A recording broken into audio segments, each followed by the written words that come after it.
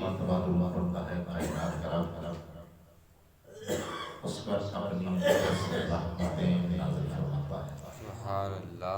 اور بات یہاں ختم نہ فرمائی بلکہ فرمایا اس کے 10 گناہ مٹا دیے جاتے ہیں اور اس کے 10 درجے بلند فرما دیے جاتے ہیں. سبحان اللہ.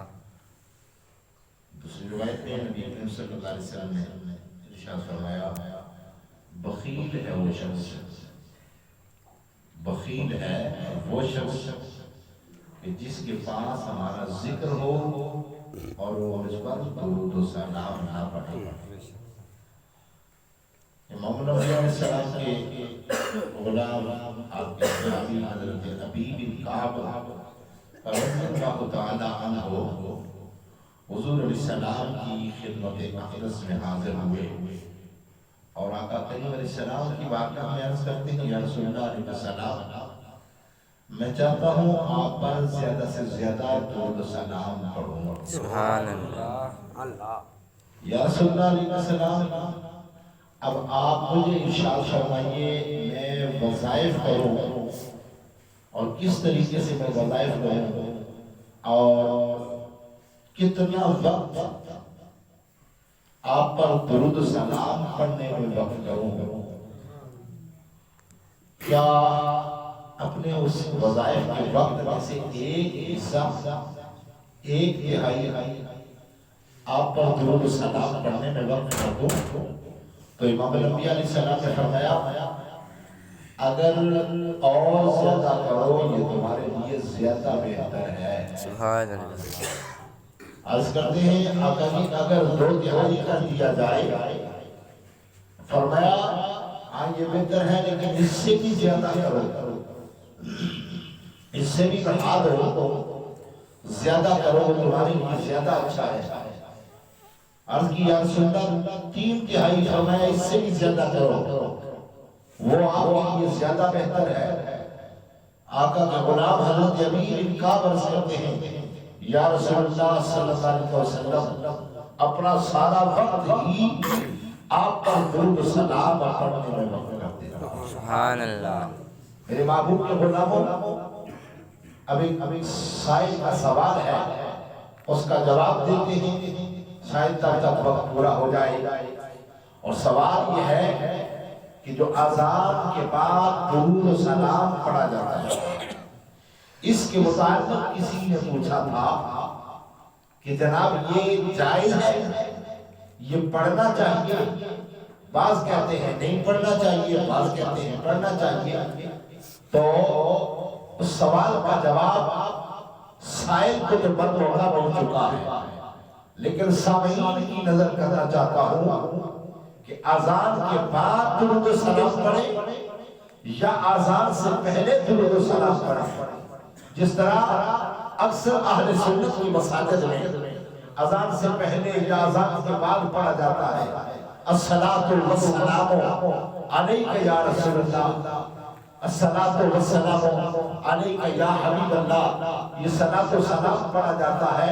تو فتاوی عالمگیر میں بھی اس کو جائز قرار دیا ہے اور رد المختار نے بھی اس کو جائز قرار دیا ہے اور صاحب شارح نور الانزا نے بھی اس کو جائز قرار دیا ہے. اور یہ 78 ہجری میں یہ رائج ہوا اور اس کو علماء اسلام نے اچھا جان کر اس کو جاری رکھنے کو بہتر کہا اور فرمایا کہ درود و سلام پڑھنا ہاں مغرب کی اذان میں اذان کے بعد نہ پڑھا جائے کیونکہ اس میں وقت کم ہوتا ہے.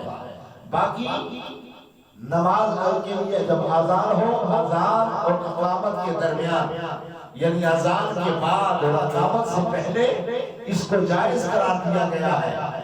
تو اب یہاں یہ ہمیں غور کرنا ہوگا کہ بسا اوقات احباب درود و سلام پڑھتے ہیں اور ساتھ ہی اذان شروع کر دیتے ہیں.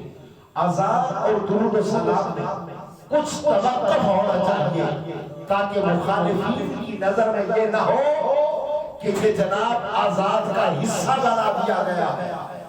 اذان کا حصہ نہ بنا دیا جائے، بلکہ درود و سلام اور اذان کے درمیان میں کچھ تھوڑا سا وقفہ کر دیا جائے، 1 منٹ کا وقفہ ہو، آدھے منٹ کا وقفہ ہو، تھوڑا سا وقفہ کیا جائے، پھر اذان شروع کی جائے، اور اذان کے بعد بھی اذان پڑھنے کے بعد بھی درود و سلام کا پڑھنا یہ جائز اور مستحسن عمل ہے۔ مستحسن وہ عمل ہوتا ہے کہ جس کو امت کے علماء اچھا جانے اور وہ اچھا عمل بھی اچھا ہو۔ تو میرے محبوب کے غلاموں، اللہ تعالی ہمیں حضور رحمت کائنات علیہ الصلوۃ والسلام کی ذات بابرکات پر درود و سلام پڑھنے کی توفیق اور ہمت عطا فرمائے۔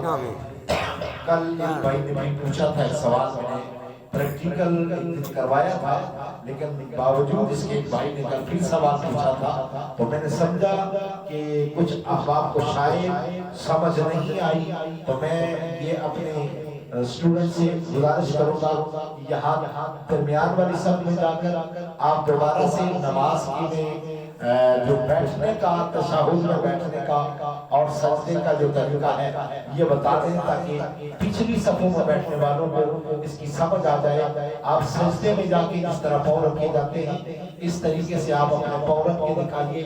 پیچھے والے احباب کو دیکھیے کہ انہوں نے پیر کس طرح رکھے ہیں، یعنی انگلیاں جو ہیں انگلیوں کے پیٹ زمین پر لگانے ہیں، پاؤں کھڑے رکھنے ہیں سجدہ میں، اور گہریاں گھٹنوں سے دور، یہ جو بازو ہیں یہ بغلوں سے دور، کلائیاں زمین سے دور، اور پیٹ کے درمیان اور زمین کے درمیان وقفہ ہوگا، اور پیشانی ناک یہ زمین پر لگے ہوئے ہوں گے۔ یہ طریقہ ہے سجدہ کا۔ اور اب اٹھ کے بیٹھیے۔ بیٹھنے کا طریقہ یہ ہے دایاں پاؤں کو زمین پر بچھا دینا ہے، اور بایاں پاؤں یہ جو انگلیاں ہیں ان انگلیوں کے پیٹ زمین کے اوپر لگانے ہیں، اور اس بایاں پاؤں کو دایاں پاؤں کو کھڑا رکھنا ہے، بایاں کو بچھا کر اس کے اوپر بیٹھنا ہے۔